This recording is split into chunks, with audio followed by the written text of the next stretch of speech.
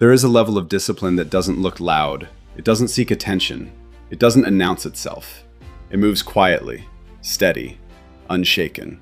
And when people see it, they don't call it motivation. They call it intense. They call it extreme. Sometimes they even call it dangerous. But what they are really feeling is something else: stability. Before we go deeper, if this kind of psychological transformation speaks to you, take a second to subscribe to the channel, leave a like, and write in the comments the one habit you know you must master this year. Not for me, for yourself. A public decision already begins to change your identity. Now let's begin. Most people think discipline is about willpower. It's not. It's about identity. And long before modern neuroscience explained habit loops and neural pathways, Viking warriors understood something powerful. You don't try to act strong.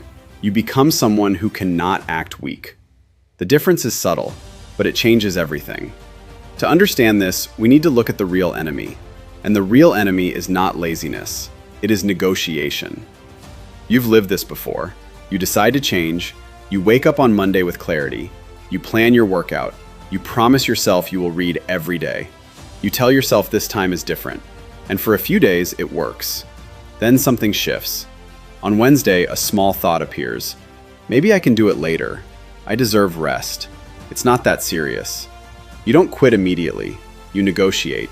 And that negotiation feels harmless. But psychologically, something critical is happening. Every time you ask yourself whether you should act, you open a mental courtroom. One side argues for growth. The other argues for comfort. And comfort speaks with emotion, not logic. Your brain is designed to conserve energy. From an evolutionary perspective, unnecessary effort meant risk. Risk meant danger. So your nervous system rewards efficiency and avoids strain. That's why comfort feels safe. The problem is not that you are weak. The problem is that you allow the decision to remain open. And every open decision drains mental energy. This is the negotiation loop. It repeats until you are exhausted. And when you are exhausted, comfort wins. But Vikings did not live in negotiation. They lived in identity. And identity changes the rules of the game. When a Viking swore loyalty, it was not a mood. It was not a temporary burst of emotion. It was a declaration of identity. He did not wake up and ask, "Do I feel like being loyal today?" He was loyal. And that distinction is everything. Most people try to build discipline through motivation. Vikings built discipline through definition. Here's the psychological shift. When behavior is optional, the brain negotiates. When behavior defines who you are, the brain complies. This is not philosophy. It is neuroscience. Your brain constantly tries to protect your self-image. If you see yourself as someone who sometimes works out, skipping is not a threat. It fits your identity. But if you see yourself as a disciplined person, skipping creates internal tension. Psychologists call this cognitive dissonance. Your brain does not like acting against its own identity, so it adjusts behavior to stay consistent with the self-image. That is why identity-based discipline is stronger than emotional motivation. Motivation fluctuates. Identity stabilizes. Think about it carefully. Right now, you probably don't negotiate brushing your teeth. You don't wake up and debate it. Why? Because you see yourself as someone who does it. It is not effort. It is alignment. The Viking mind understood this deeply. Strength was not something to perform. It was something to embody. And once identity is embodied, the negotiation loop begins to weaken. But identity alone is not enough.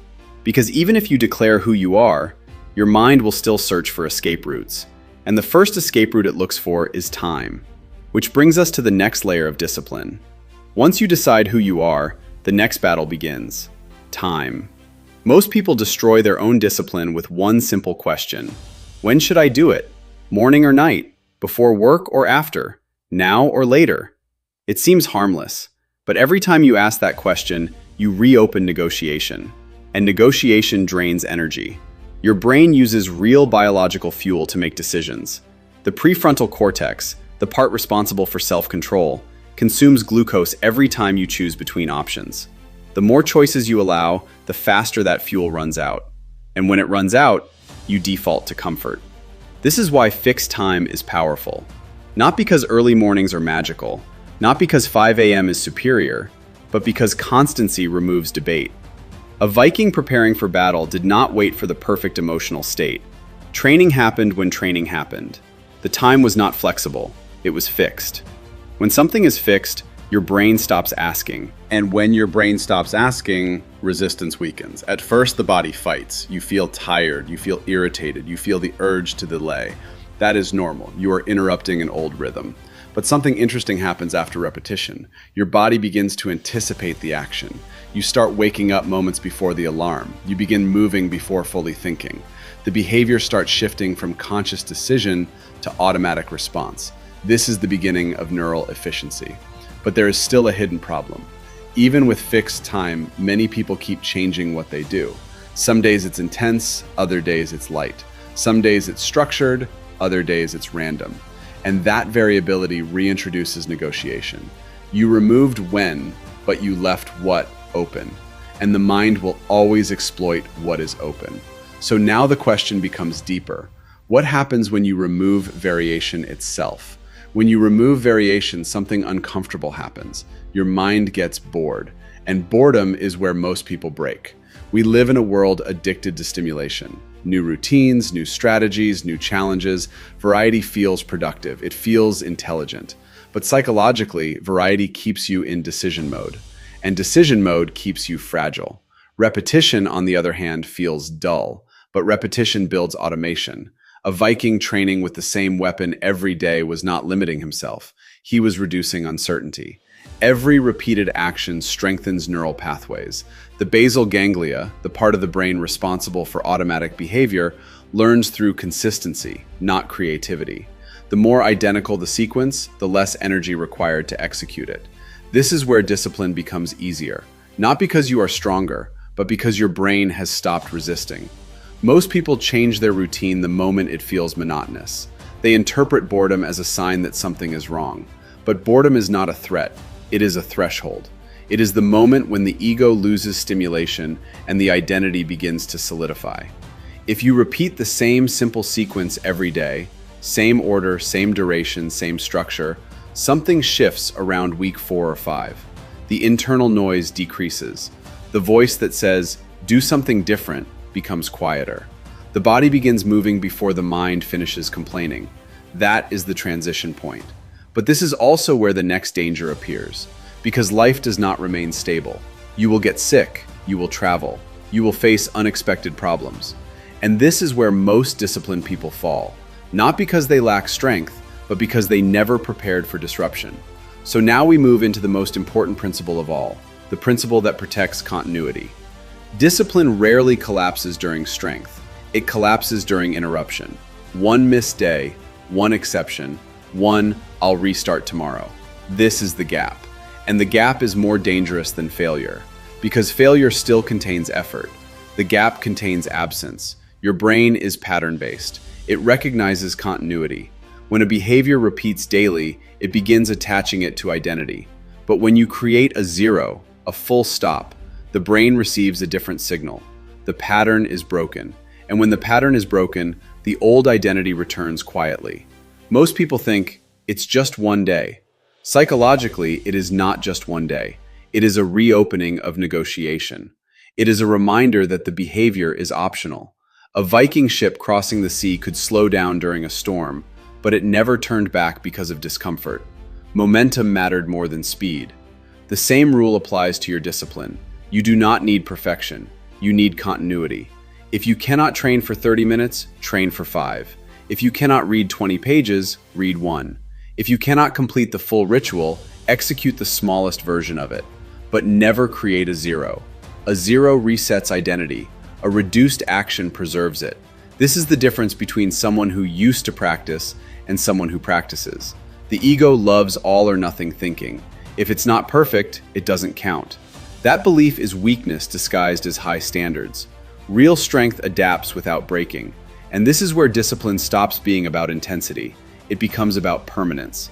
But there is still one final layer that separates ordinary consistency from unbreakable discipline.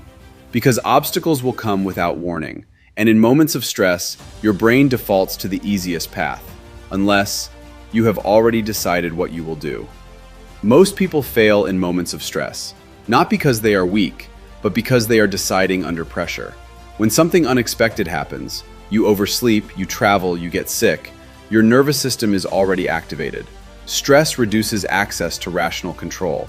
The brain shifts toward efficiency and survival patterns choose comfort. If you have to decide what to do in that moment, you will most likely choose the easier option. That is why strong discipline is built before the obstacle appears. A Viking preparing for winter did not wait for the storm to gather supplies. Preparation was part of survival. The same applies to your habits. You must pre-decide your response to disruption.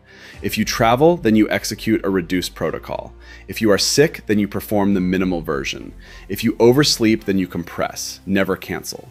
When the obstacle arrives, there is no debate. The answer already exists. This is psychological armor.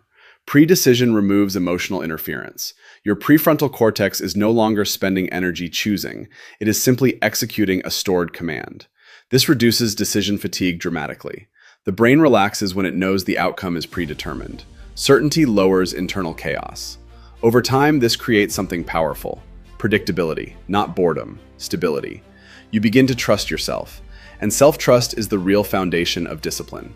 When you repeatedly follow through, even in imperfect conditions, your identity strengthens. You stop seeing yourself as someone who tries. You start seeing yourself as someone who executes. And once execution becomes automatic, something deeper shifts. Discipline stops feeling like effort. It begins to feel natural. But this transformation does not go unnoticed. Other people start reacting, and their reaction will test you in a different way. When discipline becomes stable, people notice. Not because you speak about it, but because you move differently. You respond calmly. You execute without drama. You don't explain yourself. And this makes some people uncomfortable. They may call you intense. They may say you need balance. They may suggest you are doing too much. But what they are really reacting to is contrast. Your stability exposes their inconsistency. Your structure highlights their negotiation, and that contrast creates tension. A Viking did not seek approval for his discipline.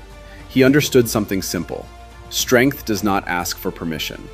When you stop negotiating with yourself, your energy changes. There is less internal conflict, less emotional noise, less guilt. You wake up and act. No debate, no performance, no need to prove anything. That is psychological freedom. The goal was never to wake up early. The goal was never push-ups or reading. The goal was identity alignment. You are no longer someone trying to be disciplined. You are someone who cannot act against your structure. And when that shift completes, effort decreases. Because resistance decreases.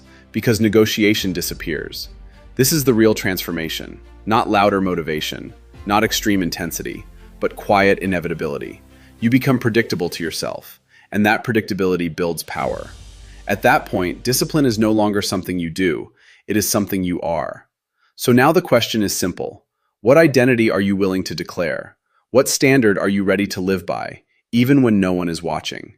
If this message resonated with you, stay connected to this channel. We explore psychological strength, identity, and discipline at a deeper level.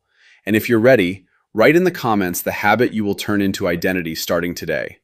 Remember, unbreakable discipline is not about force.